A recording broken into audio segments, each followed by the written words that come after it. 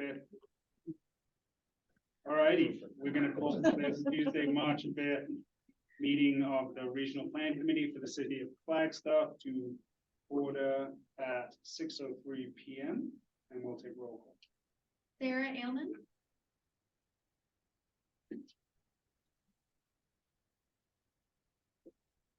Sarah, I think you're on mute.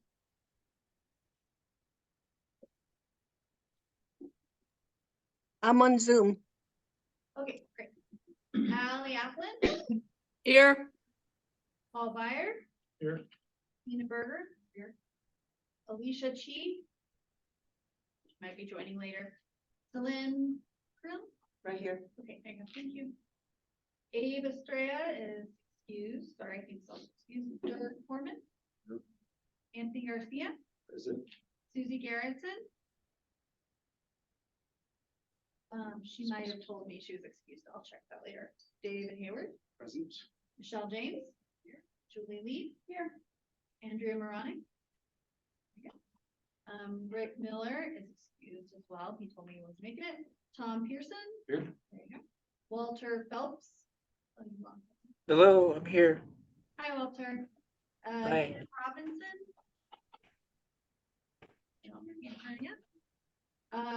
John Ruggles. Here. John Van Landingham. Here. Diane Bosick. Here.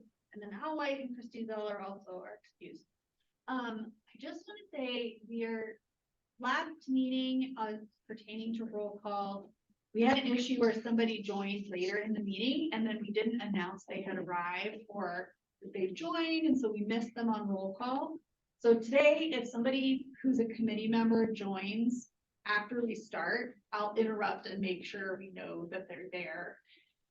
Because I think we missed an opportunity last week to hear from one of the committee members because we just didn't know she was here with us. So thanks. Would anyone any of the members of the committee like to read the Indigenous Land Acknowledgement for us? I have it ready if you need it.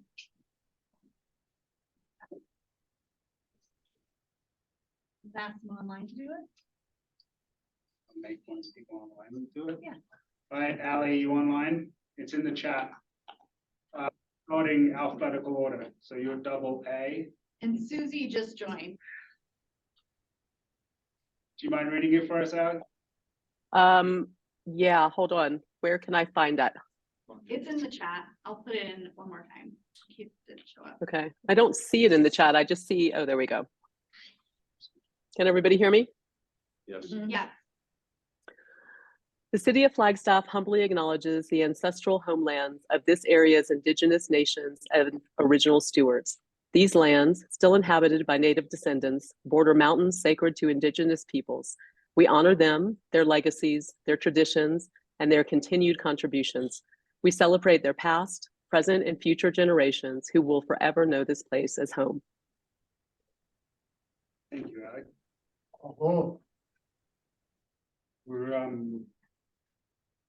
be starting with the Parks, Recreation, and Open Space chapter. So if everyone has that available to look at, we've got, let's see, one goal, correct?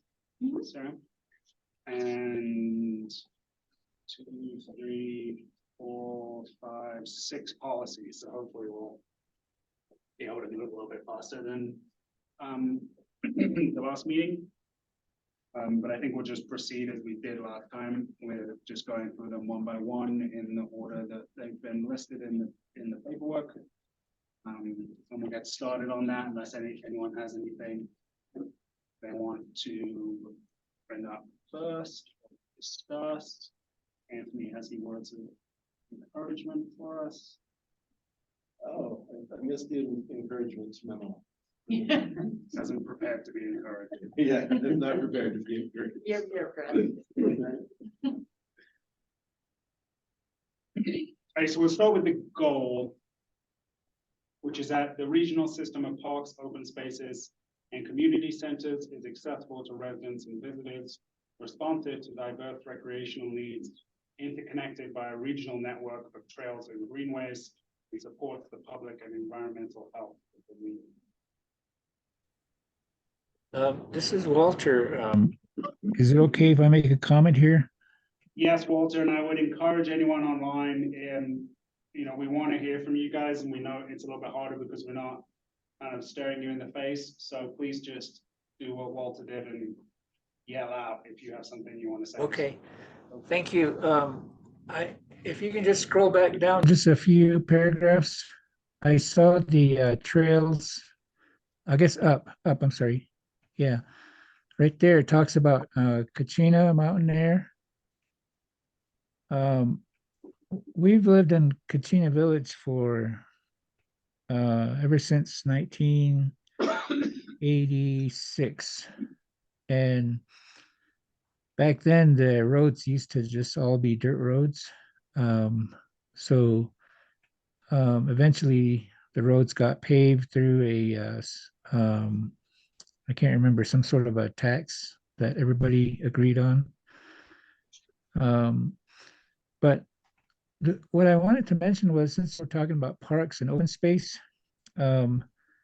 if you're familiar with the area right here at exit 333, which is the Mountain Air Kachina Village exit, there's a big open field. There's a big open field on the west side as you drive into the Kachina Village area. And we used to have big giant bull elk herds that used to come here and graze every summer, and we've been missing them. We haven't seen them for many years, and I think it's all because of more development, and it must have cut off their migration into this area. We used to even see them in our front yards right here, but we haven't seen them in our where we live for a long time. But it's just an observation, but it really is sad not to see them because they used to all migrate. All the bulls used to hang out here, and it was just awesome to see. Everybody would pull over and take their pictures, and we don't see that no more. So I don't know where the cutoff occurred in development that shut them out, and now I don't know where they go. So that's just an observation I wanted to point out since we're talking about open space. Thank you. Thanks, Walter.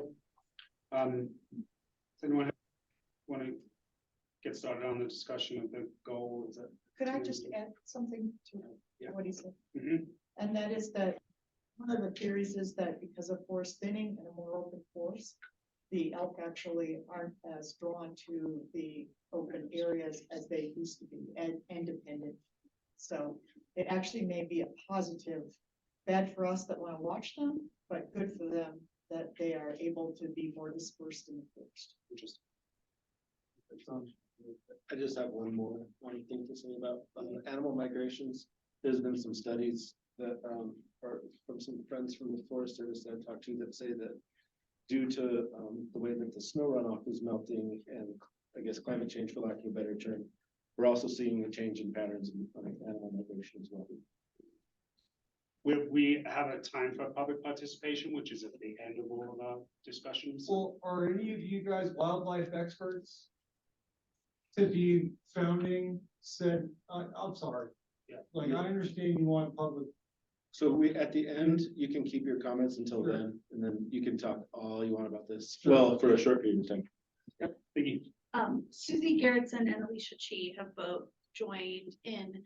Also, for folks in the room, the people online are saying they're having a little trouble hearing, so if you wouldn't mind projecting and maybe making eye contact with Should the we sit around this table? speakers. Well, I moved them back because when they were sitting right in front of someone, they were hearing all the paper rattling and typing. So we moved them about 4 feet away from as many people as possible in an effort to get rid of the background noise. But there's also now, maybe we need to project just a little bit louder. Does everybody online, are there some people you're hearing better than others? Just asking. Sarah, Walter, Ally. Just do it. Yes, I can hear some people better. I can hear you real clear, but there was others that I couldn't hear very well.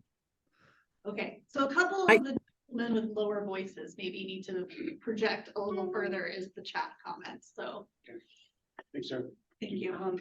My comment about the migration situation is that the regional planning is going to weigh heavily into that decision-making because coming from a place where that was undeveloped, completely undeveloped, and watching it go to development, what the borough people ended up deciding, the wildlife experts, there was a group of people that from different professions, but they determined that every road does something to the migration pattern, every road that's put in. But mostly because of the automobiles. And so that tends to cause a couple of things. One, the wildlife doesn't go to that space because they can't cross the road because there's too much traffic or whatever, if whatever they feel it is. Or they do go to that area and end up being collided into by cars. And so the collision rate was much higher. So that's just an FYI thing. But in developing the regional plan, I think it's really important to take that kind of thing into consideration with the roads that are going into a certain area. Can I ask one question for staff? You talk in this plan about like kind of like pathways for animal migration and stuff like that. So it's already being kind of streamed into the plan. The Arizona Department of Game and Fish has a process by which they identify wildlife corridors. I know Jessica Simmons, who's the county wildlife biologist that we consult with on all of this, has also said there's maybe some alternative sources. The group that's going to be looking at the significant natural resources map will dive into that a little further. And when we get to the items at the end, like the miscellaneous, I'll have a to from on that topic. But one thing I would like to say is I've done extensive coordination with Arizona Game and Fish on roads and those issues in the community. And they would like us not to be locating open space in a way where there's a major road that straddles it. Like they consider Cedar Avenue and the McMillan Mesa and Buffalo Park area very hazardous for wildlife collisions. So while there is this we actually have a specialist in the state, one of the premier experts in the whole US on wildlife vehicle collisions. And we have consulted with him in the past as we've been working on major roadways. And they would really like open space located away from major roadways if it's going to have possibility of serving for wildlife as an ecosystem benefit. Simply because it's a very anthropomorphic approach to say that we like seeing wildlife, but we don't care if they die trying to get to the places we would like to see them. So that's Game and Fish's position. So I think there's an opportunity, right, to address that in some of these implementation guidelines, potentially, right, under some of the other policies. But people like their open space next to roads where they're highly accessible. Yes. So it's a contradiction. So before we get to that, let's talk about the goal that we have. I mean, does anyone has any comments on that or things they'd like to see added, deleted, changed? If not, we'll just move on. I was happy with it. Yeah, I See don't it nods. have any. I think we did receive one public comment that one person who wrote a comment that said they thought it really should be 2 goals. I don't know if everybody read that. I don't know if that's something you'd like to discuss, or if we're happy with it, or if you're happy with it being 1 goal. I'd be happy to pull up the comment too. Was anyone about to jump up and say they thought it should be 2 goals, but was just, you know, too shy to do so? Well, so I think, I think if it's brief and if you have it right on, Shut the volume on. I think it would be a good opportunity to just, you know, summarize the public comments. I can very quickly, yeah. Just Thank give me a you. second. We have Do you want to do it, Michelle? So he's suggesting is 2 goals. Goal 1, to build on the regional system of parks, open spaces, and community centers in response to diverse recreational and social needs as the city grows. Goal 2, a regional network of non-motorized pathways, trails, and greenways connecting all parks, community centers, and to the surrounding county and forest trails. I think that was a big part of what he was suggesting, is that it's more than just this kind of the smaller area around Flagstaff, but connecting it out to the Forest Service places, trails.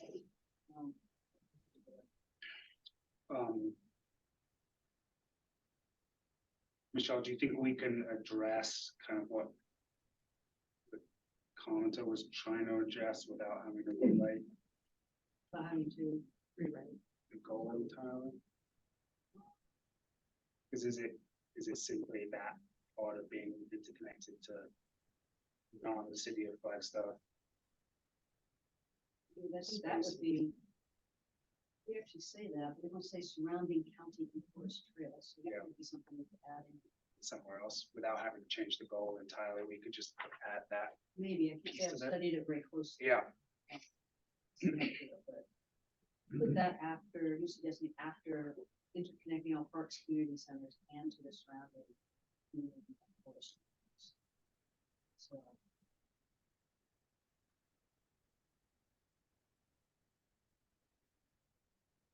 I'm inclined to try and add it in either as a new policy or to one of the other policies. If everyone can kind of keep an eye on that and see when that would make sense to do that. I can also, if we want to, if the desire is not to split the goal, but to check the language about trails, I'd be happy to check what we did right here against the Flagstaff Regional Trails Plan. I'm pretty sure the language regional network of trails is what appears in that document and incorporates county, city, national forest system, and national park. But I'd be happy to That is part of the cross-reference region. that. Gotcha. Okay, so when we say regional network of trails, we are referring to Forest Service trails, county trails. Yeah, I see everything he wants in those 2 statements in the what we have already there. It's just it's not, maybe not as defined or as easy for everyone to read the same way, but for what we're doing here, It works. it works. I'd still be happy to cross-reference it with the Flagstaff Trails Plan, because then we would know we're like pointing in the right direction. Are you rubbing your head because it's soothing, Paul, or because you say? I was gonna raise maybe just a broader question about terms. So, you know, the title is Parks, Recreation, Open Space. So how are these, you know, and then there's some definitions in the appendix there, so it's defined. But it's not clear if the definitions are how we classify them. Who classifies these things? So as I look at a map, I live on a 65-acre swath of Sinclair, Washington, gorgeous, owned by the city. It's not private. It's never been on open space or park. It ought to be. Why isn't it? And I've been thinking this for 25 years. So, you know, how do we get things called, designated as parks or open space?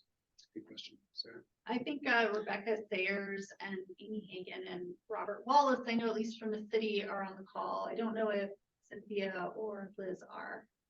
But maybe someone from the city can answer that question from the city's perspective. How do we decide what is a designated park or open space? So Sarah, hi everyone. This is Rebecca Sayers. I'm the city's Parks, Recreation, Open Space and Events Division Director. We are having a hard time hearing, but I I think, thank you, Sarah, I think you rephrased the question for us. It's actually something that I would say the city is working on right now. There are a lot of city lands that are, for lack of a better word, unassigned. They tend to be large swaths of vacant land that might be drainages or stormwater features or reserved for future development. They're not necessarily protected open space. They're not necessarily parkland, but it is city vacant land. And of course, we understand that some of those areas have high quality. They are high quality for other values such as wildlife, riparian areas. So that's a long answer to say that I don't really have a good definition or answer for you, other than the city council has gone through all of the city's vacant lands and reviewed them and assigned them where appropriate, but not all land was assigned to either parks or open space or other groups. And I'm sorry, I'm not really answering your question. It is one that we are grappling with right now, though. I hope it's helpful. Can we hear, I'll try and, I'm one of those low voice people, I'll scream at the speaker. Can we do anything to accelerate it? Us here on the Regional Plan Committee. As I mentioned, that 1 mile of Sinclair Wash from Lone Tree Road down to the freeway, a gorgeous thing, has a beautiful, well-used foots trail. Why is it not, in the 25 years I've lived here, why is it not open space?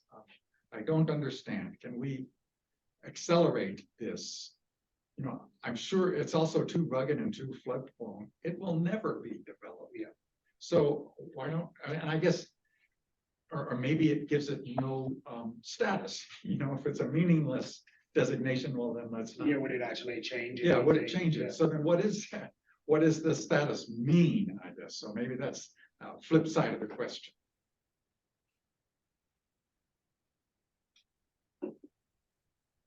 I'm not sure that I have a good answer for that. And perhaps, Sarah, you could weigh in on how this process may or may not be able to address that.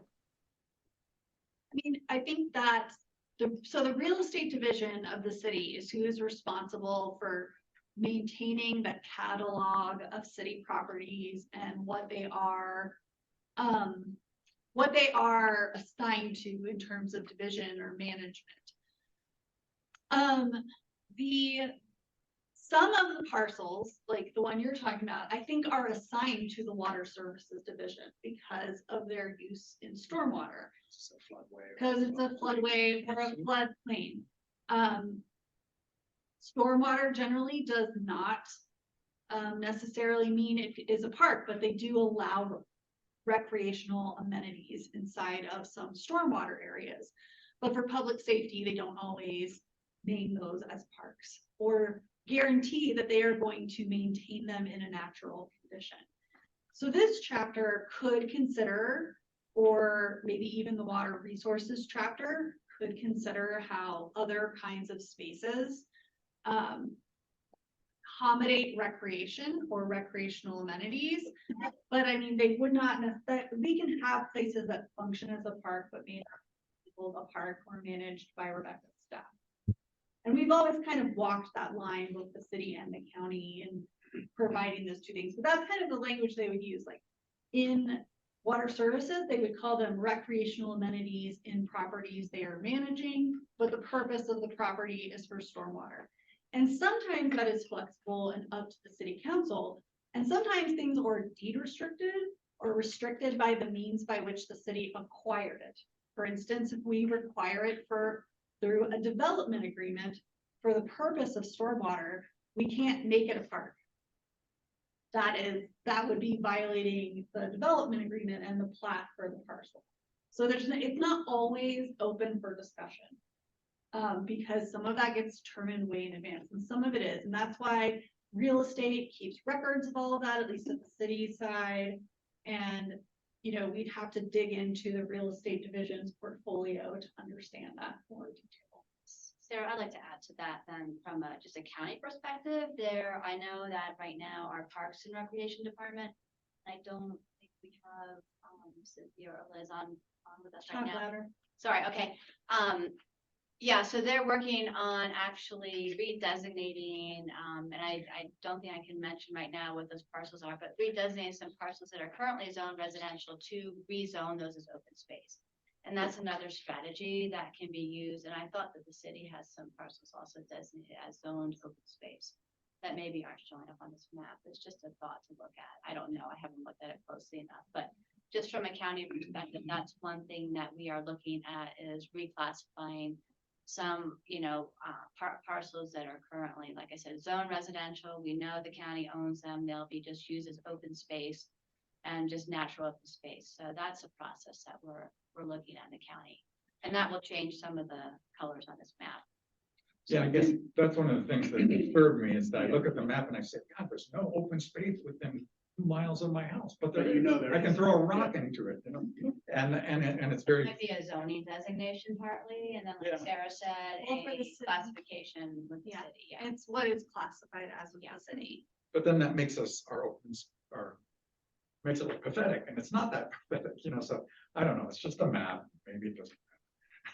Well, isn't the map though the designated and classified areas, so there would be additional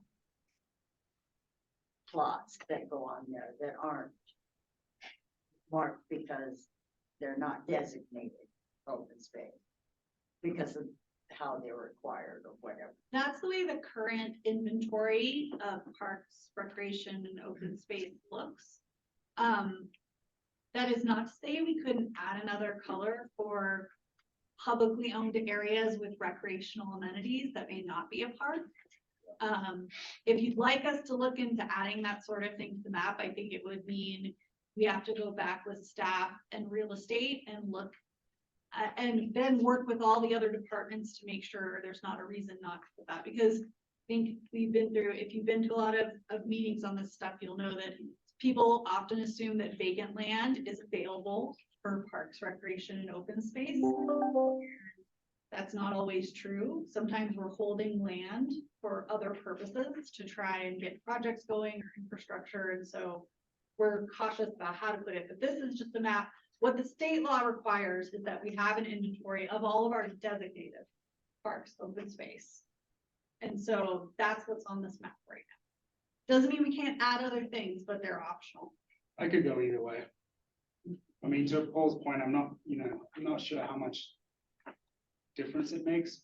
And maybe we should table it and come back to it at the end. And once we've gone through the policies, and then we can sort of say like, well, do any of these things mean something different if we're talking about the types of areas that you just mentioned, as well as the things that are kind of officially designated?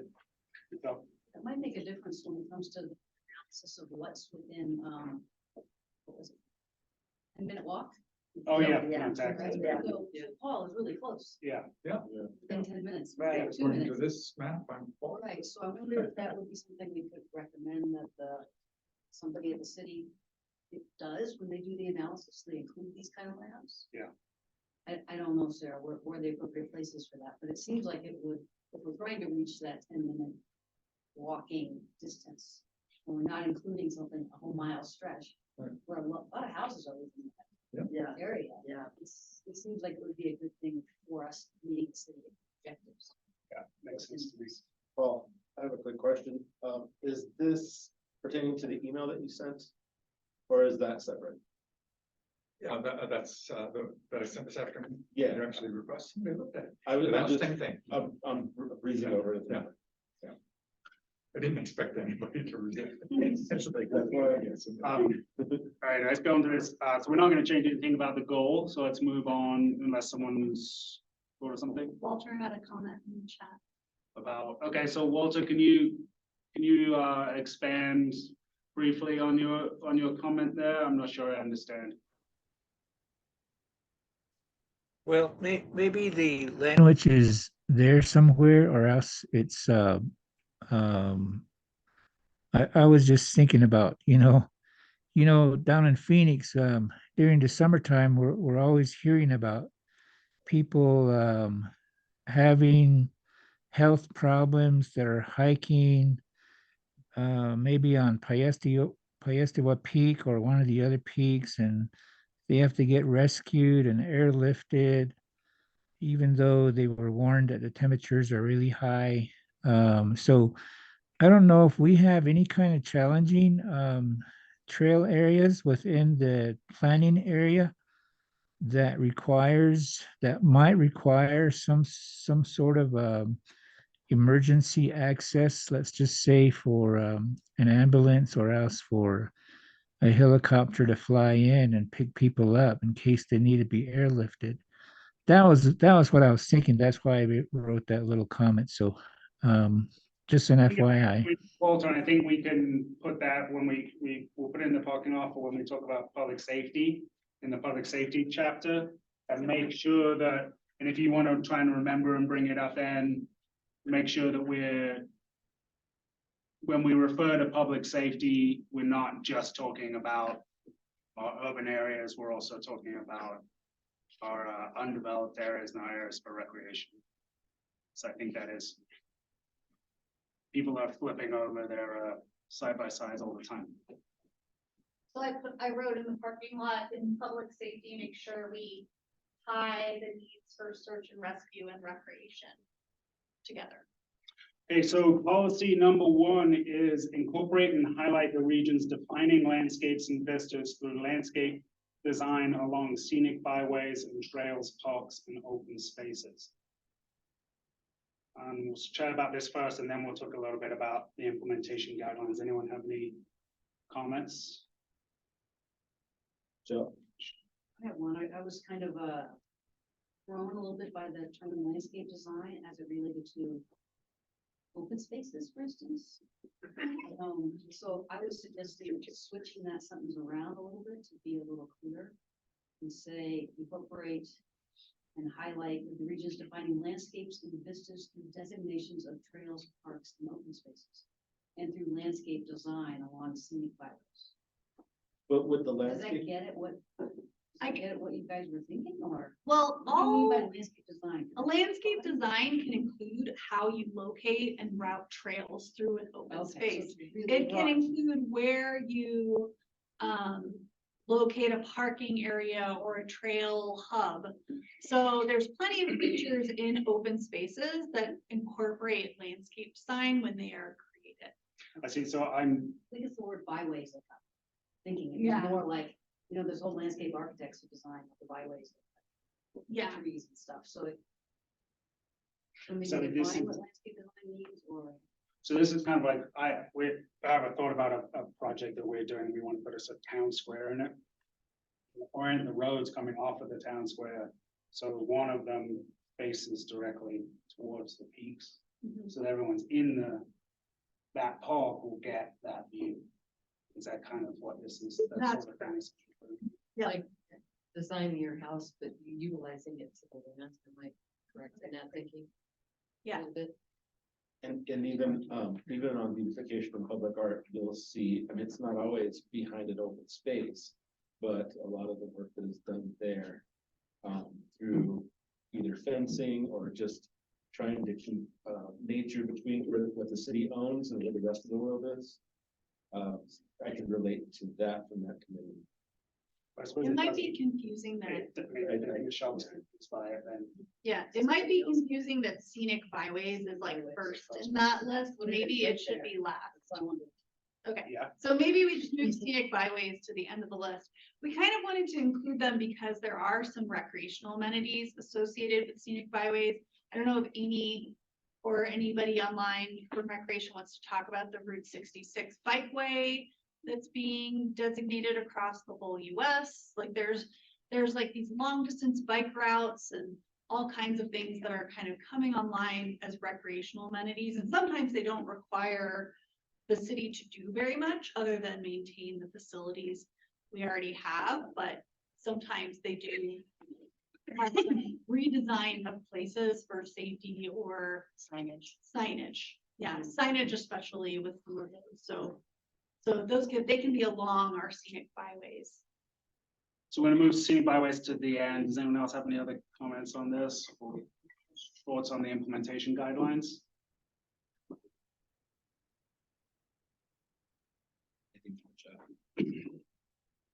Not right now. Thank you. Thanks for remembering to check. I mean, I think the implementation guidelines kind of help clarify the policy a little bit, right?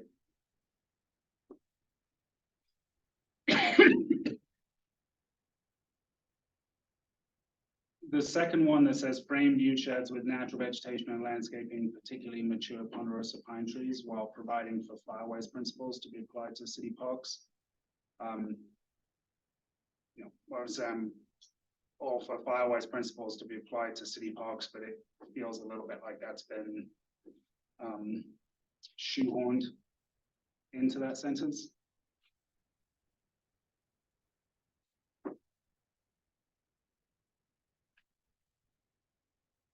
Like it might be, that might be better as a separate implementation guideline in the next policy, which talks about climate resilience. Sure. If that's something. Someone good. around with that? Well, what I'm wondering is that's, Nat White, wrote something in the documents that came and he was concerned about, the development of properties that just flatten all the trees. And so perhaps this bullet gets to that as we develop things, you try and keep the mature trees. Yeah, and I think that's covered in that first part of the sentence right Yeah. now, which I'm totally fine with. I just don't think, I think the second half of the sentence should be its own guideline. Use firewise in the. Yeah, in because it's the just a different. Vegetation management, the city. Yeah, I mean, if we build a playing field for soccer or baseball, we will flatten and take down all the trees. Just to be clear, we don't put trees in the middle of ball fields. Like, right. so, I mean, that's part of it is like they can be oriented or designed to preserve as much of the mature trees as possible. But then that doesn't mean you want them right next to your concession stand either, I think is what we're trying to get at. But we can clearly break out the fireways piece and put it under two. The second policy is only about open space, so maybe it'd be better to move down to 3. Okay. If that's okay. I can make that suggestion. Anyone else have any other comments on the implementation guidelines, or we want to move on to the next policy? Kim Robinson just joined. Hi, Kim. Hi, Kim. Sarah, was Firewise the term given to you all from the fire department? Yes. Yes, okay, All right, I'll buy it. Doug stands over approval. That's a program, nationwide program, Firewise. Yeah, it's kind of a framework. I And then, just remember when Mark was here, he kept talking fire community, what they see, and it's a similar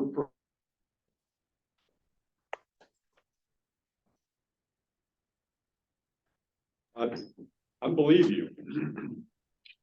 that doesn't mean they can't reconsider. Well, Firewise may be a better program too. Oh, just briefly before we move on. Yes. Sarah, you mentioned that they will take down all the trees if they're going to do something like a field or something. But I was wondering if we could just leave trees directly. Okay. 800 emails this week. Policy number 2, focus the purchase and management of open space on protection of cultural resources, significant natural resources, and climate resilience of the region, while allowing for concentrated urban development in areas of lower sensitivity that supports the region's growth, climate, and affordable housing goals. Comments, questions, concerns?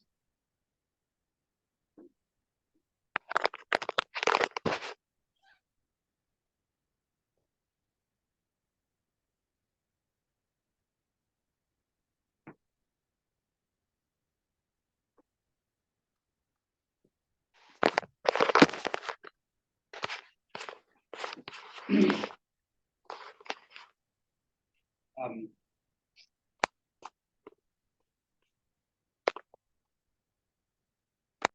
it's a matter of wording, not content, so I don't wanna redo the wording, I just wanna bring it up and see if you guys can work on it offline.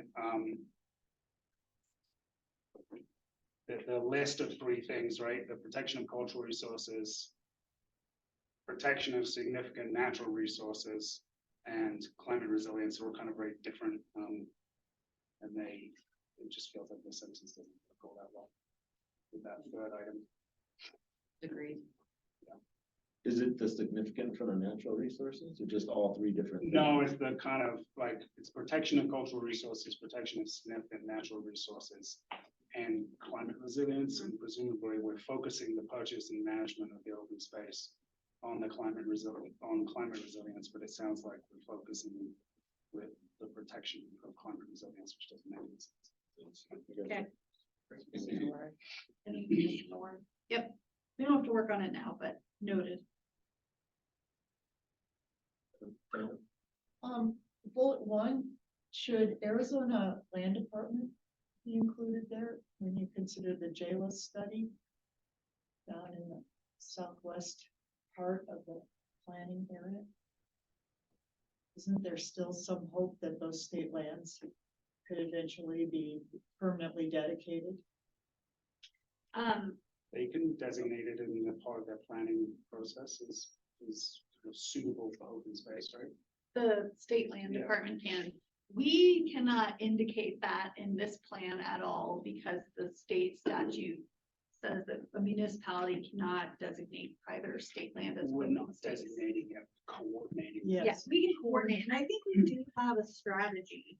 You have a disclaimer about that, but I'm just. No, but I all think we're it's- asking is that you. I think under Word. strategies, it is covered. I think it's in a different section. Hold on, let me look. Says work with state lands to identify parcels that could be acquired for open space and secure funding and legislative support for these efforts. That's great, but I don't see harm in just adding to emphasize how important those lands are, just add Arizona Land Department. Okay. If ASLD objects to their inclusion in that sentence, though, we'll be back with you. Can you repeat where the other is?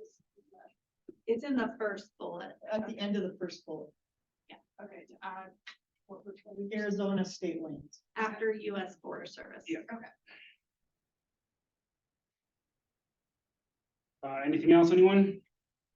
Move on to the next one. I was just curious on the second bullet down, it just says city managed open space. Do we need to include the county in that one or does it fit? The document it references only covers city managed open space. The legally designated open space management plan only applies to city designated open space. So no. How did I miss that? That's okay. Is it like too wordy? No, Is no, that no, the issue? no, I don't think that there's an issue at all. It just sounds like one of those things we have to. Yeah, kind of. Okay, number 3, provide urban parks and neighborhoods spaces that support livable and sustainable compact development. And I would like to say, I'm very open to feedback on the term neighborhoods. There are members of the community who are extremely attached to this phrase. And there are members of the community who think it's not in the context or it's not as useful as using more common terminology. But it originates from the 1998 Flagstaff Open Space and Greenways Plan. And I put the definition of it in the definition section. But as I said, some commenters, some members of the public feel a very strong affinity for this word. It is a Flagstaff specific term. It doesn't exist in any other community. That may be why it feels unique and special to us. I'm very open to how the committee feels it can be received 26 years later. Is it still the right? I carried it forward for the purpose of having that discussion. Anyone care? I I thought appreciate. it was a typo. So did I. I It is appreciate. not. So could you give us other examples of words that we could use in place of that? That would be, less. Robert, I guess Robert Wallace, who, the Open Space Commission has some more terminology they use more commonly. Do you want to speak to that, Robert? Hi, Robert. Hey, yeah, thanks for the opportunity. One of the terms that we do use is complementary open space. And that does refer to this neighborhood category in addition to the protection of hillsides and drainage areas and things like that. So that could be something that we replace this word with if there is desire to do that. And is that word or term used in other planning documents? So there's some congruency between all of these that would make the same sense? I don't think there is actually reference in the open space greenways plan currently about that term, nor in our management plan for open space. But I think because there was some misunderstanding about that term neighborhood, we've been using that term. And we can continue to use that term and update our plans accordingly. Also open to other suggestions if you feel like there's a better term. Thanks, Robert. I mean, I like that idea and then putting the definition of complementary open space, putting the neighborhoods reference in the definition, so it's still there. And I just wanted to ask Sarah if you can tell us like a scathing, obvious, like point out a place in Flagstaff where neighbor woods would be right there. I got an idea in my mind from the definition, but do you have like a location or a destination where you could say, there's where the neighbor woods are? The one that springs to mind for me is along the base of Mount Eldon, in between some of the homes that are right there with their backs to the El Paso natural gas pipeline. There's several little like trail access parcels that are part of those subdivisions, where they're really the only purpose of that little walkway is to get on to the national forest. And same, there's a few of those in like Boulder Point and other neighborhoods that don't just like connect the end of a cul-de-sac with an adjacent road, but actually like take you out quickly into the forest. They are private parcels. Sometimes they're maintained by another department of the city, or sometimes they are, Sometimes they can be HOA spaces. sometimes they're HOA spaces, but those are generally what are thought of as neighborhoods. Excellent, thank you. Complementary actually defines it better. It's like it complements all the major FUTS trail in definition, and I kind of agree with David, leave it in the base of the discussion or the sentence, but keep it complementary because people will understand. And then also neighborhood open space is another term that Rebecca Sayers put in the chat because he considered. So I'm happy to change it. I just got a lot of comments that it is a word of emotional attachment to, and it's uniquely Flagstaff, so people were very interested in it. But then, yeah, Susie Garrison put in the chat that it's clear people are getting mixed up about it, and so that's a good argument for replacing it with a more common term. In general, there were fewer terms, there are more terms. Just strike whatever you want. Fewer terms, please. Which means that we can remove that implementation guideline as well, right? That is effectively the definition of the term that everyone needs to have. For the record, I like the term, but I know I'm outnumbered here. We'll keep that, and get rid of that one. Please don't hate me. And Walter asked what are Title VI neighborhoods?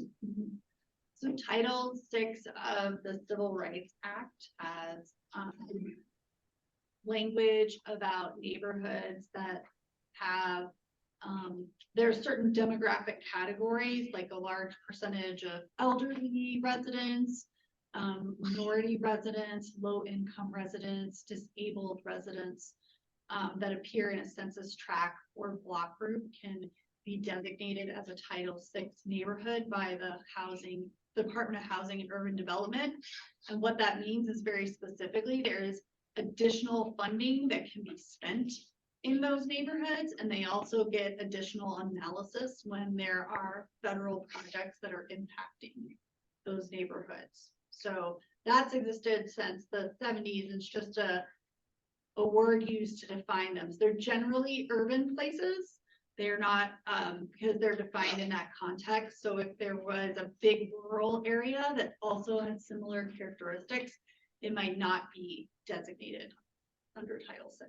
Does that make sense? Can we add that definition? Sure. Put it in the definitions. And then maybe we can make it specific, because there are some, like, there's 4, right? We currently have 4. But that can change. That can in change. 10 years, right? Every 10 years when the census is done, there's a new set of designations.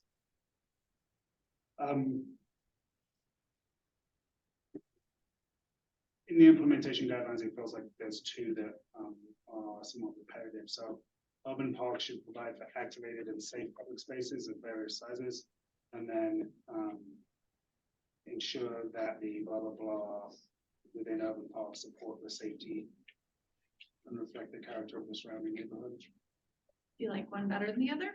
No, I'm thinking back. Feedback. I'm taking my own comment back. Anyone else got anything else? Yeah, so moving along. Actually, sorry, was there an official decision on taking out Avery Woods? Yes, we hate it. So it's gone. I'll put that down then. But man, Yes, I'm about to stand on the table and dive on the sword. I'm telling people it was your idea. Number 4, plan and design for regional parks to sustainably support larger public events and provide diverse recreation opportunities within the same park, while creating opportunities to appreciate the natural setting and view sheds and support public health. Where does this come from, Sarah? Do we feel like we don't have enough support for larger public events in our regional parks? I ask Rebecca or Amy, do you want to talk about this one first? Hi, this is Amy Hagan. Can you all hear me? Hi, Amy. Hi, I'm the Assistant Parks and Recreation Director for the City of Flagstaff. So I believe what this is referencing are, within the city's park system, there's very few regional park classifications. Really, the only one that's utilized for any type of event space would be Thorpe Park. We do have a future development that could occur at Continental Park, which is on the east side of town. So this could also fit into that bullet point. But again, that's in the future, 10 plus years down the road kind of thing. I think some of the other recreational activities would honestly occur in more of our county park system, as far as fairs, expos, rodeos, things like that. So I do think it's a little bit of a combination between what both the city and the county have to offer.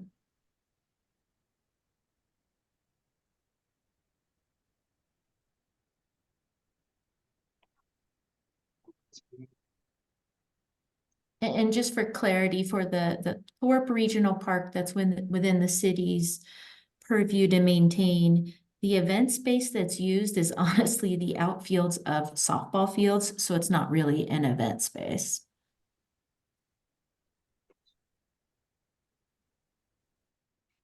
So I think that, as Amy was saying, there's a need for more regional parks, at least within the city. And then I think that part of this was just to capture the purpose of a regional park is to host large events. If you live next to a regional park, it might also be serving as your neighborhood park, but it also has this bigger purpose, and we don't have as many large events in neighborhood and community parks. So that's just it's a distinction of why is this called a regional park, because it's designed to host these larger events and provide access into bigger event opportunities for the community. And the definition does call it out as being maybe more than 100 acres in size, so it's a large space. So current do we definition. have the potential of possibly having another regional park? Like where John Wesley Powell is going to be coming through and things like that for the future? It feels like that's kind of the goal. So it sounds like to me. Really the Parks and Recreation Master Plan, which needs to be updated for the city, and that's one of the strategies in here, needs to identify where the opportunities are for those in the future and what they're actually looking for. It's kind of like the master plan is kind of like our request for interested property owners to work with us, right? Like, what are we actually trying to achieve with park space? And then you have to have funding to actually go purchase that space. Even if we had impact fees for parks and recreation, the Arizona state law says we cannot use them for regional facilities. So regional parks have to be fully funded at the expense of the public, and they can't be a required dedication of any property owner using development rights, and they cannot be something we're collecting impact fees in order to fund our build. So Thank you. they pose a particular challenge because they're exempted from some of the funding opportunities that a neighborhood park could be. We're not gonna help with that. At all. When they're addressing Fort Seth Village.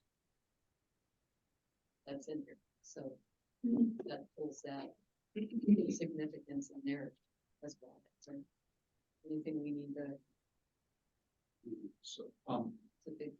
go ahead, sorry. Are you saying anything we need to consider from the county's perspective? Well, are you looking at that third bullet point under it? I'm just bringing it up because it came in my mind right away. Fort Seth, we start talking about a regional park. It's the only one I can think of really next to Thorpe Park. So because everything's kind of big planning going out that way. So Yeah, and so there's been a recent management plan developed for Port Hill, if you're not familiar with it, and then also the county does have a 2019 Parks and Recreation Master Plan that covers the entire county. I don't believe there was another regional park identified within the Flagstaff region, but that's something where that's an important guideline needs to keep an eye on as that needs to be updated. It's, well, sorry, it's okay. I support this. It's all fine. I'm just curious. I wonder if the city staff perhaps could tell us, do we have great demand for regional park that we're way short on? If we had another one, would we have twice as many events? Is this so information, I'm not gonna change my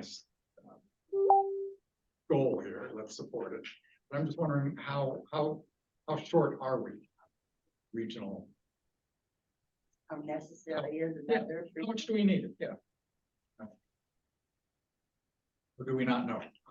I think Amy and Rebecca would be the best people to answer that. Yeah, this is Amy again. I'll jump in here. So, that's can be a double-edged sword or a loaded question to answer. We have Thorpe Park. It's a little bit greater than 200 acres, and this is again just in the city system. We do have Continental Park out on the east side, which only has 16 of a potential, almost a little over 100 acres developed of it. So there's about 86 acres undeveloped. That parcels extend all the way up to I-40. There could be a really cool connection point to Picture Canyon, to an open space up there. Another regional park, just due to size for the city, is Buffalo Park. Obviously, that's not going to become a very with active recreation. That's a passive recreation park, and that is what it is. When you look at the city of Flagstaff on a map, there's a severe vacancy of a regional sized park anywhere south of I-40. One doesn't exist, and I'm not even aware of a large enough piece of land or any potential donations of land, honestly, coming from anyone else to the city of Flagstaff for a regional park. So there's a lot of work to do to figure out if one can even exist in that space. And a lot of that work will come through some of the hard work of an upcoming master plan for city parks, recreation, open space, and events to start to help identify that, since we know there's a huge vacancy there. So, it's a loaded question just because do we have enough? No, we currently don't have enough, including for the amount of residents that we have inside the city of Flag. And then just spatially, we don't have enough because there is not one south of I-40. Cindy, you had your hand up. Did you have something you wanted to say? Oh, yeah, I ended up putting it in chat, Well, but I just wondered if there needs to be something in there about the protection of the existing nearby neighborhoods and residents. In other words, no pickleball. Well, we want to go there. Or other noisy things.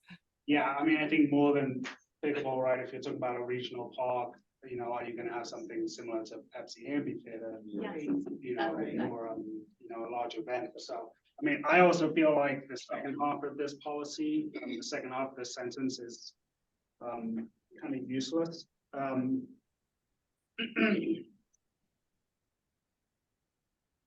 You mean the while creating opportunities Yeah. to appreciate the natural setting, view sheds and public health? Yeah, I mean, again, the supporting public health seems like it's shoehorned in there.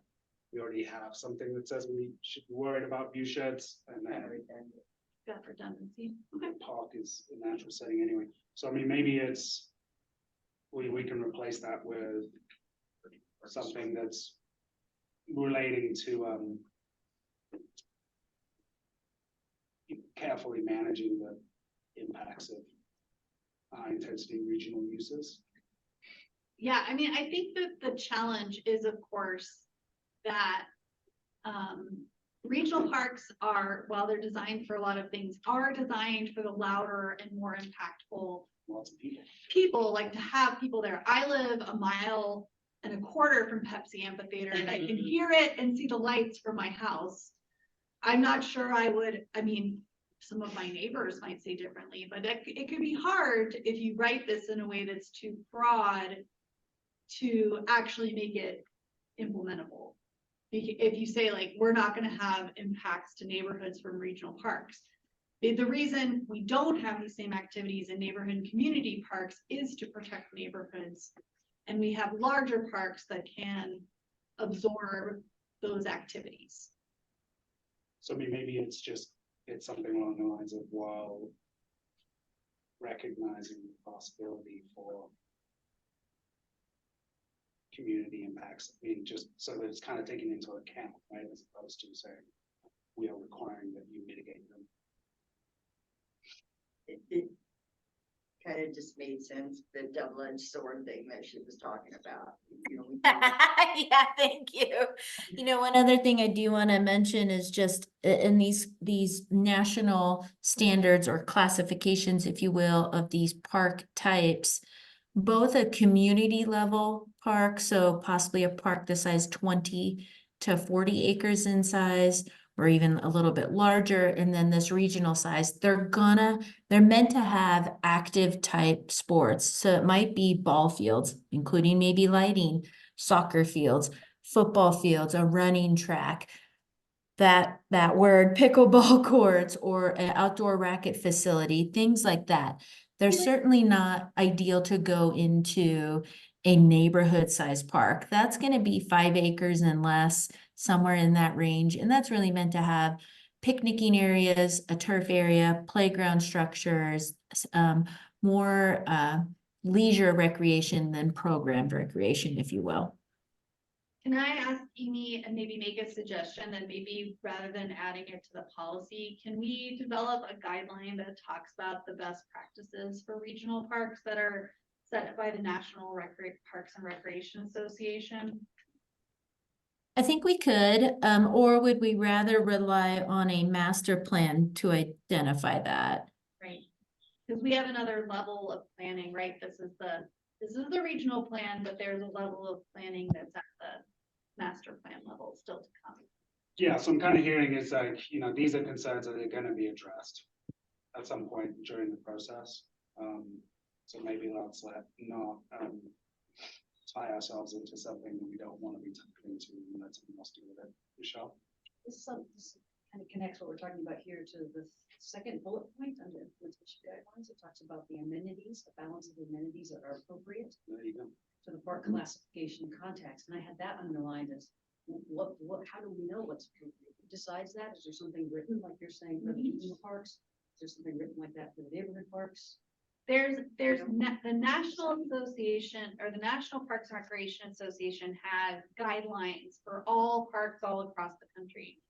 And then every parks and recreation system should build their own master plan to describe how it's implemented locally. And there is, you go on their website, as the NRPA website, you will see there's 40-page documents on how to do that. And like there are hundreds of consultants that help cities do that work. So it's a very robust field of knowledge. And we don't have one. We have an older one.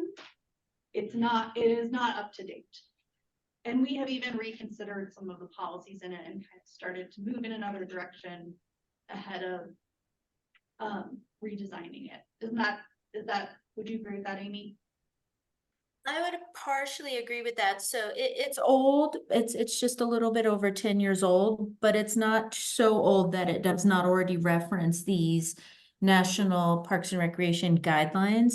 So it does define what is a regional park, what is a community level park and neighborhood park. So at least it's inclusive of that. We are, as Sarah mentioned a little bit earlier, getting ready to update it in working with a consultant and engaging with a consultant on that. And the primary reason for doing that is this division, and when Rebecca spoke and described all the departments, if you will, that are involved in this division. Now we've got open space with Parks and Recreation, which makes a lot of sense. Plus we've got this infamous E on the end with events and some needs to start to create what does that really mean for the city of Flagstaff. So it's time to update it. And we've got our vacancies have changed a little bit since the last time the master plan was touched and or created. We still have some of those same vacancies in our system. We still don't have a girls softball complex. We don't have an outdoor racket complex. We don't have enough multi-purpose fields for our community today, and we didn't 10 years ago when it was created. So some of this, some of it may be a repeat, but I don't see the classification of parks and how that's defined changing, since that does meet those national standards. Does anyone have a problem with removing that last portion of that sentence, like I mentioned? Before we move on to the next. You just support public health. While creating opportunities to appreciate the natural setting. So it would change the policy to plan and design for regional parks. Does the same sustainably support large public events and provide diverse recreation opportunities within the same park. Fine. Excellent. Yeah. Okay with it. Alrighty, we'll move on to number 5. As greenfield sites are developed, ensure that new parks and open spaces have a balance of amenities and a flow with the natural and historical surroundings, are publicly accessible, and provide complementary amenities to existing public parks in the region.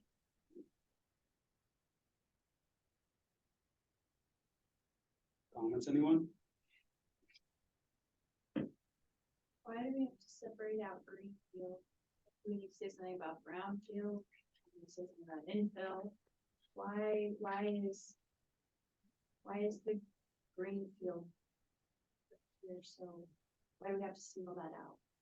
There is another policy that the ones that talks about urban parks and complementary parks is supposed to cover infill parks. We have very few brownfield parks. We don't have enough brownfields to probably support a future park use off of brownfields, because we don't have like big industrial complexes. We tend to have small brownfields besides the ones we've already redeveloped. So it's just another classification of where. So like in pros 3, when it says provide urban parks and neighborhood, well, let's take out neighborhood, sorry. Provide urban parks and spaces. That's not in greenfield area. No. I'll look at the definition. Urban park includes mini parks, neighborhoods and community parks that serve surrounding communities.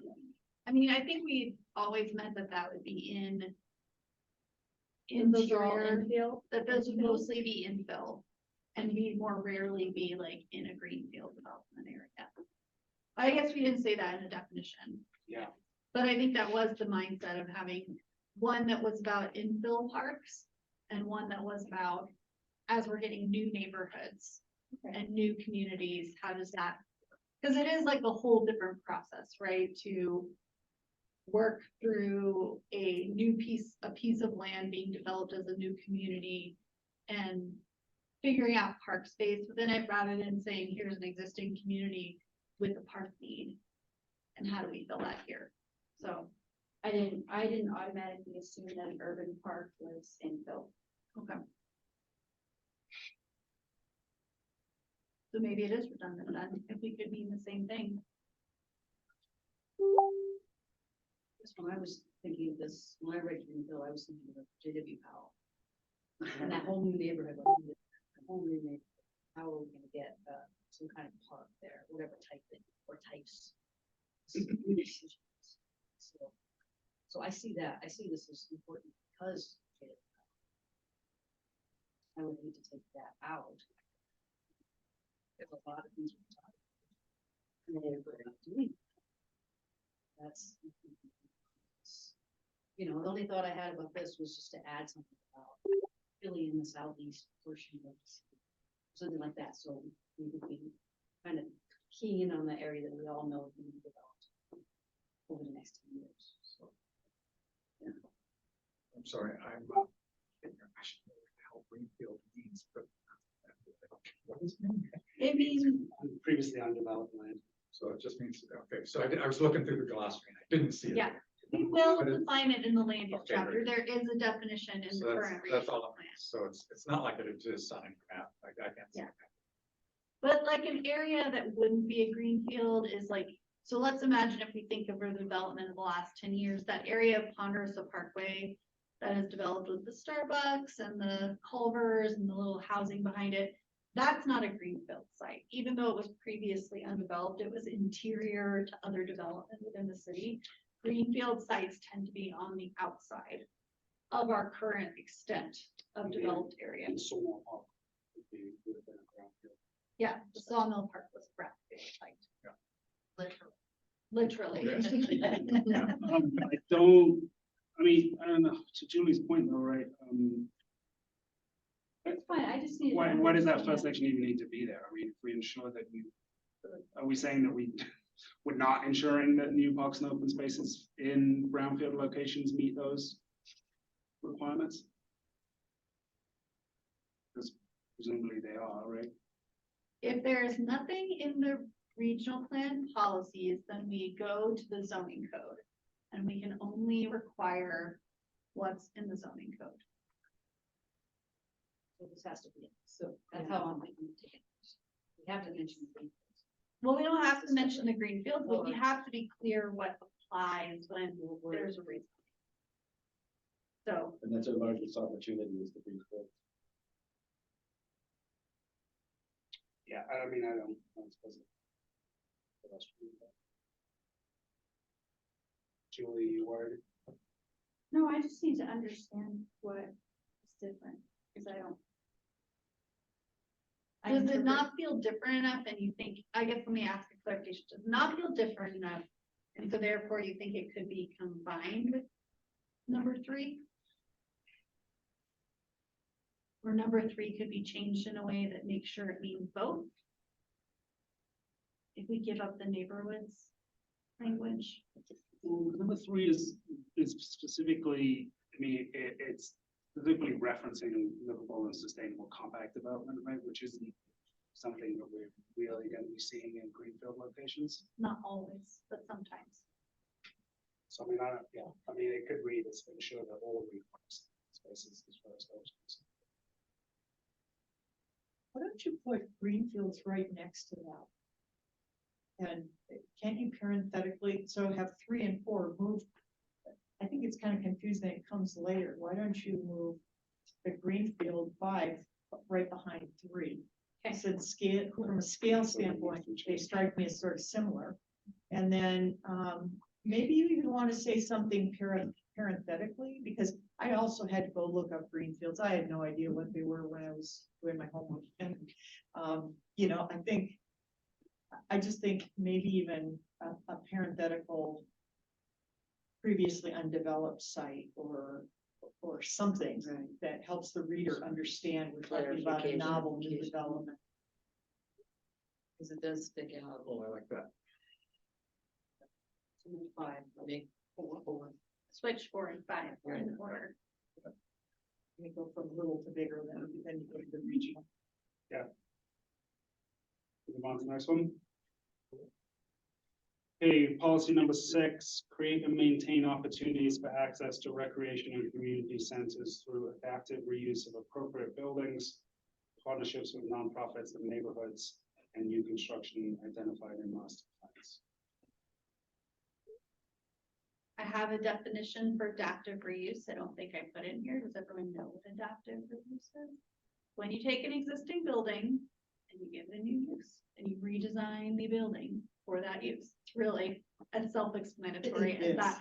The most recent example is the taking what was the Public Works Fleet building and turning it into an Indigenous community center, community cultural center, which the city has committed to moving forward as we can have funding and other opportunities available. That's an adaptive reuse of an existing building. And the city owns many buildings that their original use of a fire station or whatever it was may have become obsolete. The needs for those buildings have changed and we built a new one somewhere else. And when those go out of use, the first thing we have to do is look at, because of the city's own policy, is we look at if it's appropriate for affordable housing. This language, I want to be clear, would not necessarily override that. The current city policy in our 10-year housing plan is anytime a property becomes available, we first look at its affordable housing opportunities. But not every site, like a fire station, has an affordable housing opportunity. And so I want to put that one in context because we're looking at this chapter by chapter. And just because it doesn't say that doesn't mean it won't by the time we get the other chapter stuff. When I saw the word adaptive, though, I thought of the disability community. No, this is a No, I know, but yeah, I just architecture term. This is one of those things too we talked about too. It's a very common term in architecture and design. In that context, it does not mean. They use accessibility, which in this chapter we use to mean access. So. Any other comments, anyone? Taking Redwood Bar, turning it into a community center, adaptive. Yeah, taking a place that was a bar, a restaurant, and turning it into a community center or a senior center. Our historic preservation officer, Mark, who's I know here tonight, but helping, took an old mining lift facility and turned it into a senior center in Butte, Montana. So it's very common for community centers to have adaptive reuse as part of how they come into being. And I see that happening here in Flagstaff already, in the advance of the regional plan. She was mentioning one, but the other one is the old fire station on. I can't remember the street, first or something like that. And the fire station being turned into a community center. What's that? Joe Montalvo Park. I'm sorry? Joe Montalvo Park. Thank you. So they're calling the community center a STEM center potentially, and it's being labeled Montalvo STEM Center. And that's something that was recently pushed through by city council as a funding mechanism. And we're looking forward to seeing that in the future. So it's a good example. Old Fire Station 2 should be converted prior to this plan. So it's a nice way to kind of see how this plan can implement, or that the implementation of this plan could change the future, and we could have a better kind of a template that's already kind of set for folks who didn't know that before, like myself. Another thing to point out is our current plan is silent on community centers.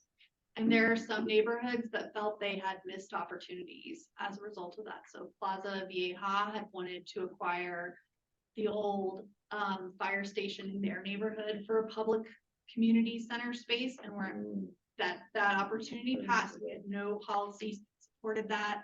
And so the city put it up for sale and stuff. So that's part of why this is one of those things that comes from the community, that they've described those missed opportunities to us. And I think, and I don't know if Amy can quantify it, but we are very underserved in terms of community centers, just like regional parks, when you look at our comparative metrics with other communities on a per capita basis. Anyone else have any other comments about policy number 6, which is our last one? Any other comments or questions in general? I think otherwise we'll move on to Paul. You gonna say something? No, I guess I was just, my jaw kind of dropped when Sarah said, you know, they couldn't create a community center because we didn't have a policy like this in place. It just strikes me as very sad. You know, unless there's a rule that says you can do this, you can't do it. There also has to be grants written and all the money and the team that's been with that. Somebody has to spend 2 straight years creating grants and getting funding, and it's all volunteer if it's a 501c.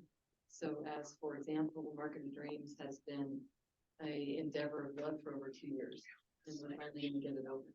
So I think maybe, just, you know, it is what it is.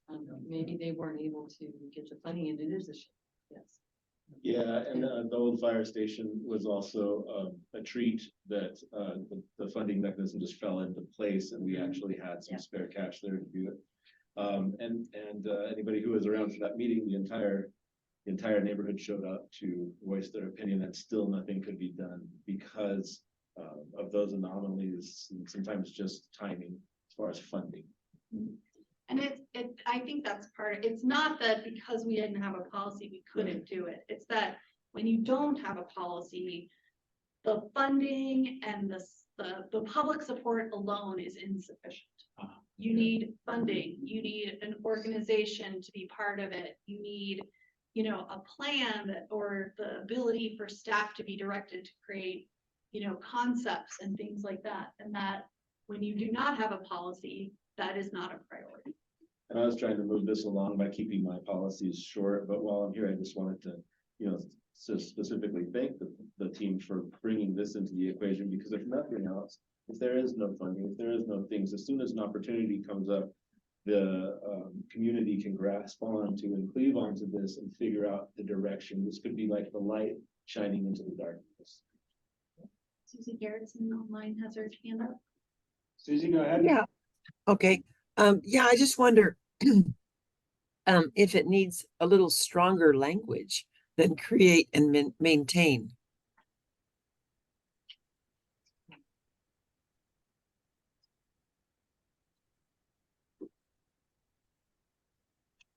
Do you have a proposal for what language you think?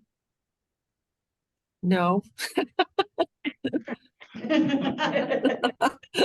I'm thinking, well, I my first thought was encourage, but I don't know if that would be really fitting here. Okay, just because create is kind of the same as encourage. Yeah, it seems stronger. Yeah, but they're actually stronger. What'd you say? You're saying that create and maintain in this context actually seems stronger than encourage. Yes. It's more of an action. I'm not a super big fan of encourage and promote as language in goals and policies, I'll just say, because we very generally go, what does that mean I'm supposed to do? Like when the staff person sees that, they go, great, I promoted it.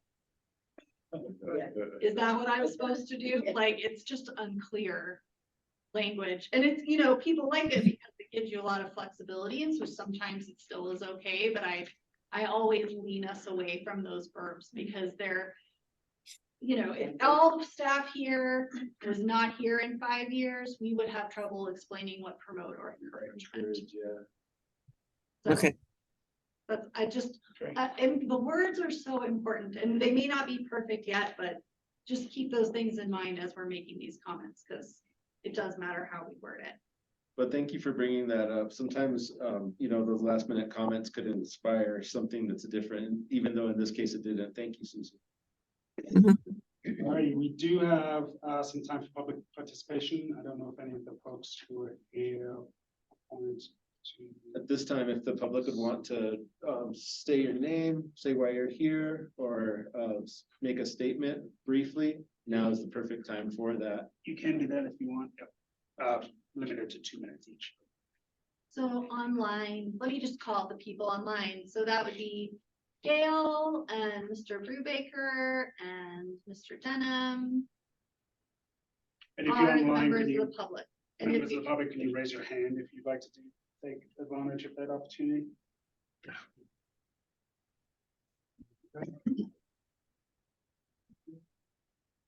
no one online is responding, so Please, I love my old first. yeah, I'll start. You want to tell them how much time they have? 2 minutes, he said. 2 minutes, yeah. Okay. Sorry, go ahead. My name is Caroline Dove, my husband Donnie Dove. We're just here, we've come to a couple of the, kind of public input meetings and really thoroughly are happy to be there and got a lot of information. And I think this is critical, as you were really just explaining, to the future of Flagstaff. So, especially when you have our open space as well as our fields and our neighborhoods. We live near the neighborhood. And, yeah, so we're good. I really don't, I'm really fascinated listening to this, so thank you very much. I'm proud for what all you Yeah. guys have been talking about. We haven't been through that, any of the other process of this, so this first, information of what's going on with this.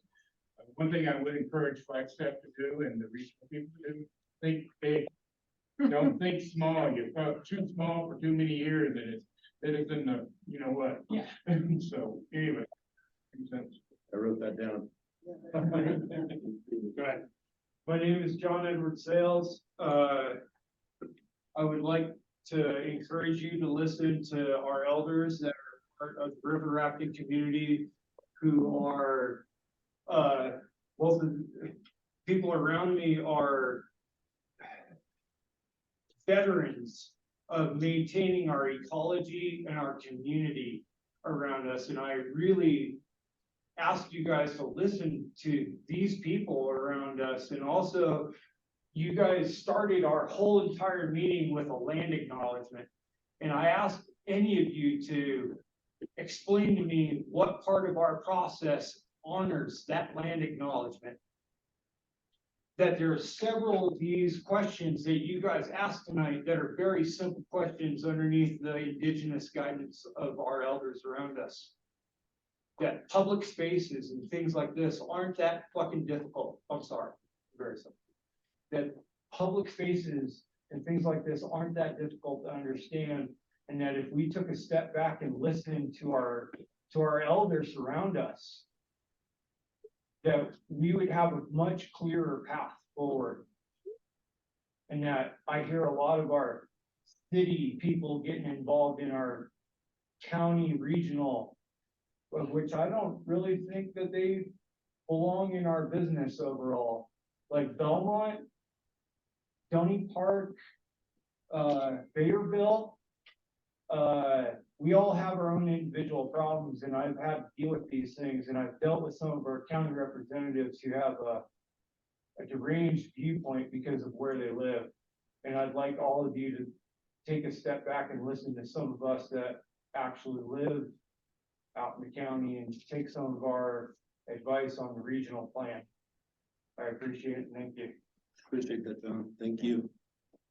We have any online? So one more. Sorry. My name is Mike Wilson, and I'm actually a member of the City Open Space Commission. So this is the first meeting I've attended in person, so I wanted to come see how the process works, and especially because it's near and dear to my heart, the subject matter tonight. So, and I am one of the ones that like the neighborhoods. And Another one, to Anthony. me, it comes from that, it's like a foundational document. First, back in '98, when open space became, I shouldn't say popular, but it was acknowledged. And so that document to me is like the foundation of everything that's come since then. So I do like that term. Just one other thing, there was talk about the different categories of city-owned land. Isn't that part of the GIS system of the city? And there are layers within the GIS that identifies the different types of properties? Just bringing that up. Thank you. We really appreciate the public comment. And while we're in the public comment section, I just want to remind the other members of the public, if you are listening to us online or in future transmissions through the city's website, understand that we are still very early in the rewrite of Regional Plan 2045, and there are still multiple opportunities, 3 of which are in the next month of April, that you can either come down in person like these nice folks did tonight, or give us some comment online, get in touch with Sarah. Thank you. Do we have any online? I think that maybe Tyler rejoined, Mr. Denham rejoined after we had done the call for public participation, so, Sorry, Tyler, that means you missed out. Tyler, do you want to, you would like to say anything for a couple minutes? We have 2 minutes available. Yeah, I'm just joining in to take notes, but thank you for remembering me. We forget you, Tyler. All right, summary discussion and overview of the next meeting. Yes, so, And you're not just a member of the public, you can speak to them. yeah. Oh, okay, well, I didn't want to interrupt. I am a little concerned. I understand how your hands are tied with the issue of the state land department. But I feel like as a committee, we get one swing of the bat here till 2045. And I feel it's very important that the state lands department know how important those state lands are that were included in the JLIS study, and particularly those between the Naval Observatory and Camp Navajo. And it's not only for their own particular uses, but those are also part of the wildlife corridor, and they are state lands subject to being flipped, and they're very close to Belmont. So it just is, I feel like we're on a wire here, and the more our plan expresses the importance of those lands for intended purposes, I just think it's just, we just have to do that. Think, and I will have to double check, but I think the JLIS does identify those as potential future open space. So that would be something I'll need to double check on the JLIS. They do, they do, but I The feel like JLIS is not reinforcement constrained by state statute. Pardon me? The JLIS is not constrained by state statute. Oh, because it's Because specific it's to a a general federal, plan. well, yeah, it's specific, the language is specific to a general plan. So let me just explain what a JLUS is really quick, because I'm not sure everybody knows. Okay. A joint land use study is commissioned by the Department of Defense and it is about the land that surrounds a military installation like Camp Navajo or the Naval Observatory. So we have a joint land use study for those. Where I grew up in Pensacola, there's a naval base. They have a joint land use study for the private land surrounding that base. So they do these all over the country, and it is a federal document that is created with input from the local community for the purpose of guiding coordination. And the Naval Command and the Army Command in the West Coast is involved and is basically the decision-making group over that. Is that correct? Melissa, would you like to add anything? Right, and excuse me, well, the county did receive a grant in order to have the study created, so it was a partnership that way. And I do know that State Lands was involved in creating that document, so there was some conversation back and forth about those big parcels that are that would directly impact operations and that then, you know, were identified as if they were developed, they could actually negatively impact. Correct. So, yeah. It's sort of the action item, like I Uh-huh. appreciate that the strategies suggest that we continue to work with the Arizona Land Department. But the Arizona Land Department is, will tell you that they will not be constrained because of their constitutional commitments to managing those lands for maximum economic benefit for the state, so, and the state schools. So it's a very touchy thing. And to flip those lands, because the feds can't buy that land either. The Department of Defense cannot add more land to their portfolio. They have to work with a partner. And so somehow I feel like the regional plan needs to say something very specific, given the pressure that as our population grows, those state lands are going to feel to be developed for residential use. About state lands. And South of with 40. the, Between Navajo, state parks. yeah, already it's funding checkerboard. that. And it's their state lands. And it should And remember where we're that talking about federal funding lands. health. So And then, below. you know, you know, No. I mean, that's, you know, I don't, hold on. that would apply to these. So here's 40, here's Camp Navajo, here's the Naval Observatory. Yeah. And it's between those two. So Diane, could we add to the strategy about working with state lands to just say particularly concerning the findings of the joint land use study? Would that be sufficient to put it under strategy, like because that's strategic, right? We can say, we want to work with state lands on areas for open space. We want to be putting a high priority on the joint land use study findings. Yeah, if we reference that and, And I do think, I mean, to be honest, and I do think if they're asked, they actually will listen. I know they make a big fuss about how they're not going to be constrained, but then they also really want to do things if the local governmental authority is really opposed to it. so in 2018, because I was helping with the Centennial Forest and Jim Allen, we met with Lisa Atkins, who was the state land commissioner under Governor Ducey, and it was total pushback. It was, we don't like conservation easements. We don't want to see those land. We want to keep our options open for doing whatever we want with those lands. And she was pretty unabashed.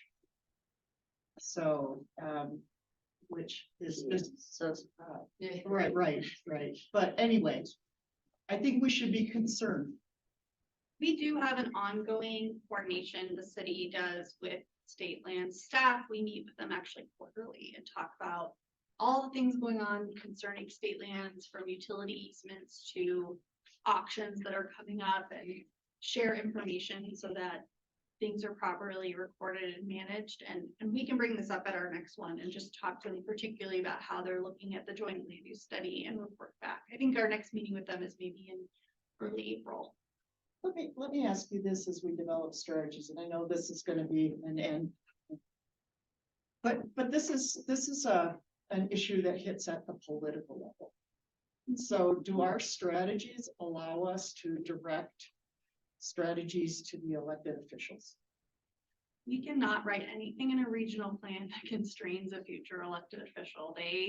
City councils and board of supervisors can amend plans. They can choose to ignore strategies and plans. They have the authority to basically not ignore, but they can choose to prioritize things differently over time. So we can't say things like, you must fund this. No, but can you recommend that they? Sure, we can recommend, and The state lands, our elected officials work with the state lands department and the executive branch to secure.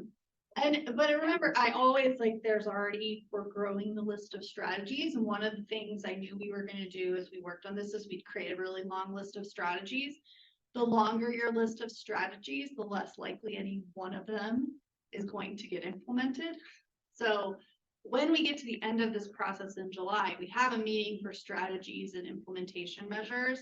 We will probably this is a good conversation to keep in mind when we get to that point, because we may want to take out strategies so that ones like this rise to the top. Like we may say, these are all great things, but they're not actually important enough to be regional plan strategies at this time. We can also figure out how strategies can be updated easily. Or combined. Or combined maybe, or all of those things. But we're kind of creating this running list as we work on each chapter because I think it's helpful to see it in context. But when we get to the end, we're gonna probably see we have too many of them. And that was the issue last time, is we had too many of them and the city council just decided not to adopt any strategies. And we'd figure it out as we went along with neighborhood planning, which meant we didn't have citywide strategies. And we've done a lot of neighborhood planning as a result, which is great. I don't know that I think we have to weigh the consequences of how much is too much and how much is too little. So I'm happy to keep editing the strategies, but I just want people to keep in mind, that's a conversation I expect us to build our list and come back around to it with the prioritization goal in mind, just to be clear. It seems like it'd be really good to know how many acres we're talking about. I can pull that together. Well, and that would show people who don't know what this means. Right, Yeah. this whole study. Yes, the JLIS is online too.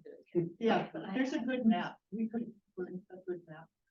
That might help us. Yeah. Yeah. Mm. They established priorities for acquisitions. Well, I will say this, we cannot include it as open space in a map in this plan because of state statute. You reference the study. We can reference the study and say there's a study and we're gonna work with state lands on this particular study. I can't put those lands on a map as open space unless state lands provides me written approval to do so. It's just the way, I don't write the rules. Wendy Rogers. Working, I mean. Okay.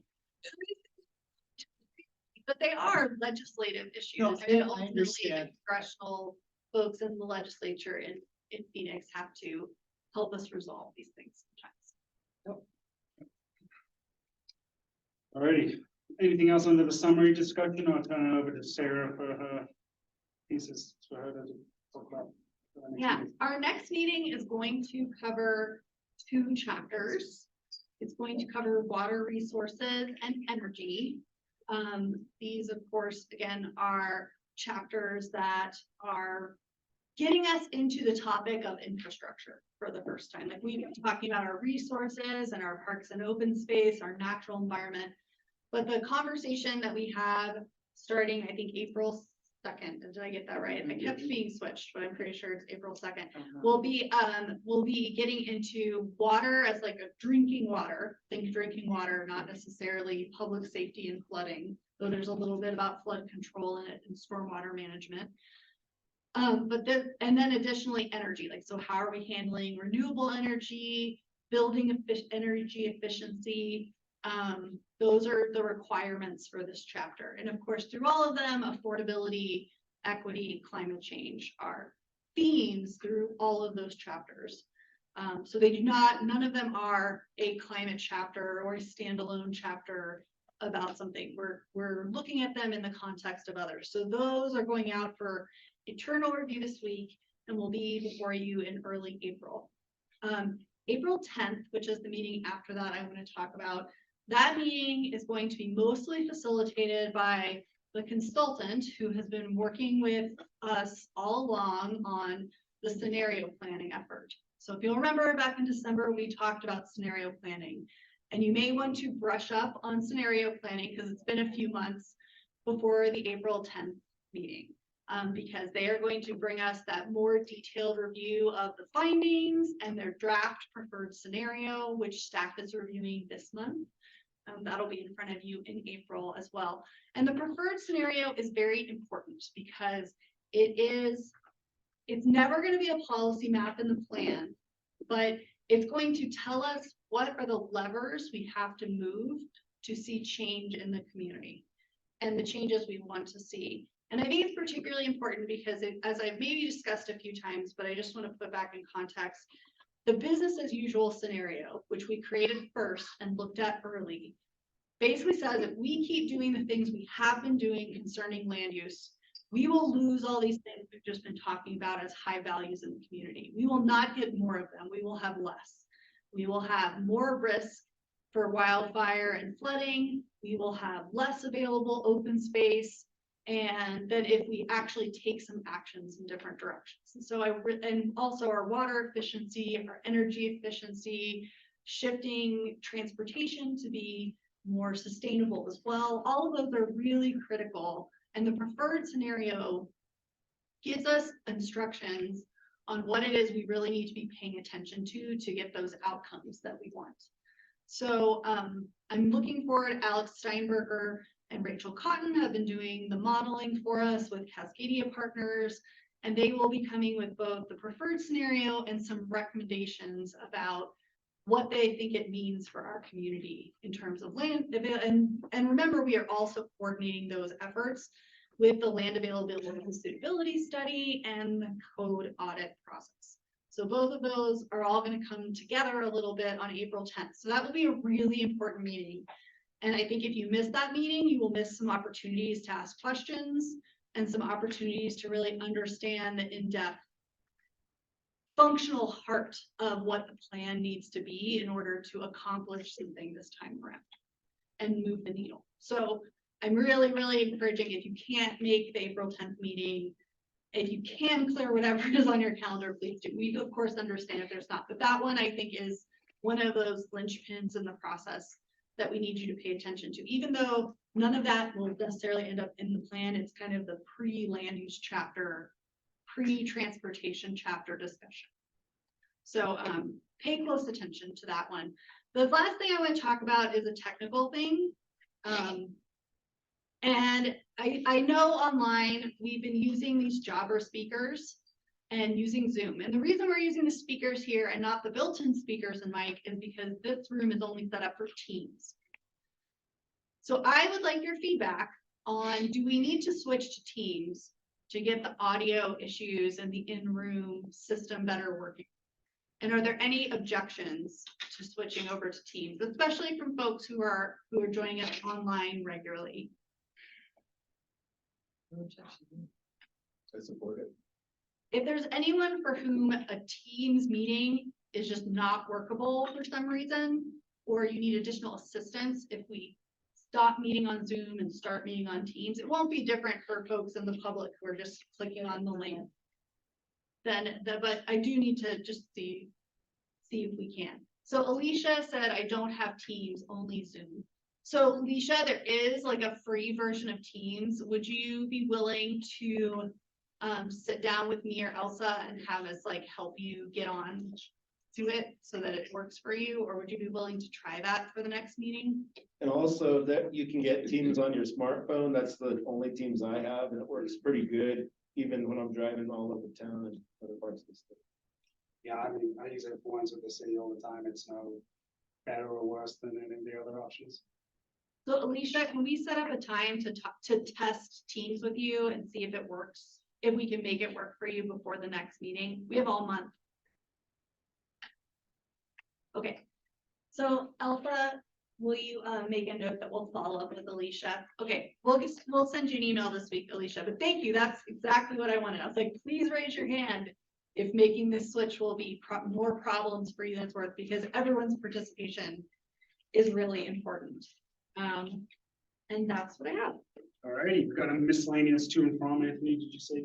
Yeah. So I just wanted to encourage the committee to reach out to me if any of you are willing to go to any of the commission meetings within the next month, just to have another voice, another layer of support for the regional plan and for people's involvement, particularly.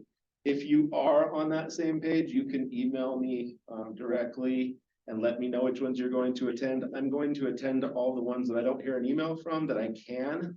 And just while we're still early in the process, just to try as hard as we can to get others that we know are already very involved in the community and do care about these issues and that we have access to directly, get into their ear about it. I would appreciate it if anybody wanted to, just let me know what committees you're going to serve. And public participation, for those that don't know, it's just right in the beginning of the meeting. It takes you a couple of minutes when you get in there. You can get right back out of there and get back onto your lives. If not, then I will definitely carry the torch as much as I can. I think that having this rest of this month off is a great opportunity to catch up with public engagement in that capacity where we can. And also, I wanted to beg you, please give me 5 minutes of your time after this meeting is over and just sit with me for a team building exercise. If you can, please. Please, please, please, please, please. So Anthony, are people gonna be aware of the commission meeting dates so everybody can? So I didn't come up with that significant of a plan. It was kind of in my back pocket, and to be honest, I dropped the ball on that.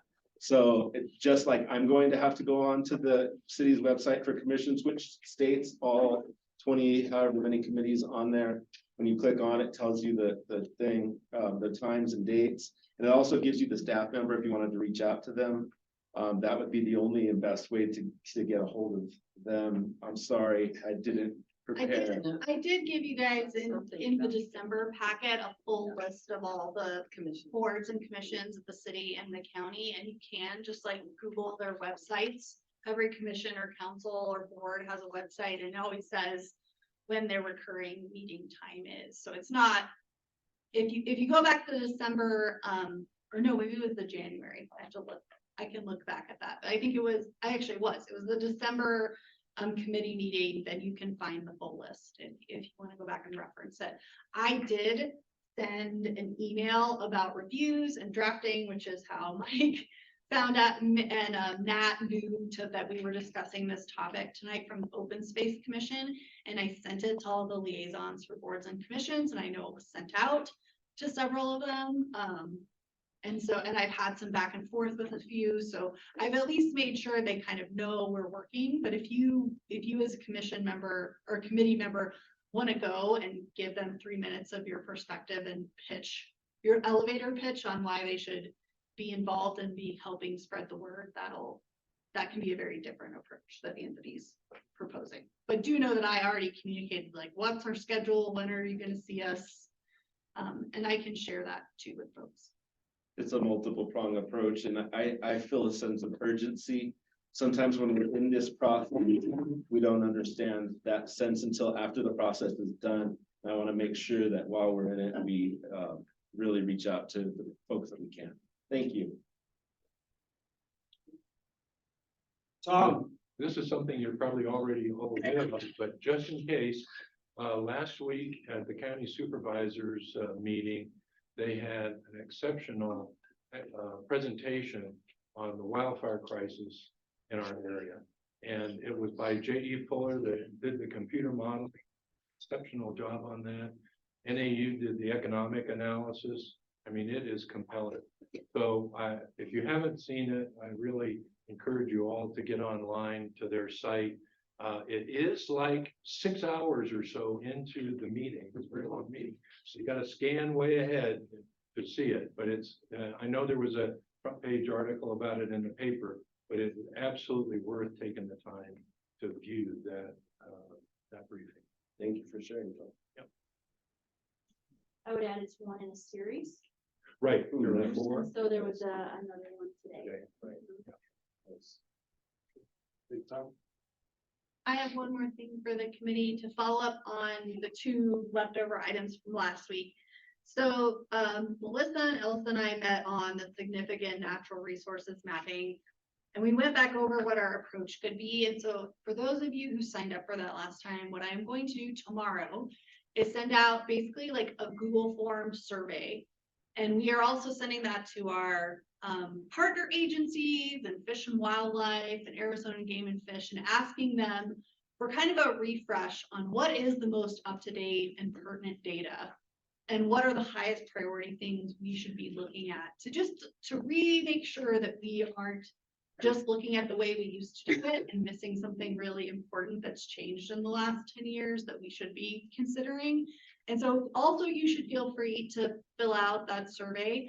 So it's kind of it's a survey for professionals and for the committee. And so not for like sending to your neighbor, but sending to, so if you know a wildlife biologist at NAU or something you think we should talk to, let me know and we'd be happy to send it to them. But it is more of a like Delphi method kind of polling as opposed to sending out a general public survey of what does my neighbor Greg think is important? Well, that's important. This is a very data-driven part of it, and we want to make sure we're getting the data right. So it's really focused on that part. And so the second thing to bring up is that I think that Mark Yarnell, and if you haven't gotten an email from Mark Yarnell with the city, if he hasn't, he will very shortly be sending out the follow-up on the resource protection overlay. I did get that Talene wanted to be added to that. And so they are, Tiffany Anatol, our zoning code manager, and Michelle McNulty are planning to schedule a field trip to go out and look at sites and explain how the math of a resource protection plan under our current zoning works out and what's good about that and what does not work about that and why the history of it exists the way it is. I know that's going to be an offline conversation, but when you guys have done that, we will bring it back as an agenda item to kind of report out on at a meeting in the future. And I heard really good feedback from staff. So if there is interest in the future that we get to a topic like this, and you guys think we could use some time to actually see what's out here on the ground and not sit around at a table from 6 to 9 p.m., we are very happy to help coordinate those efforts.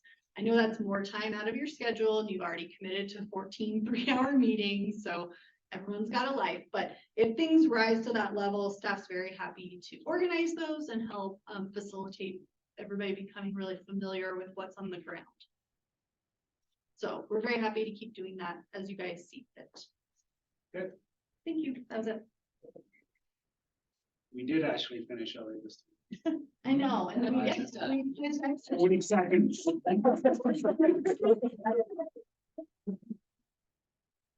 night, everybody. Thank you. Are you guys going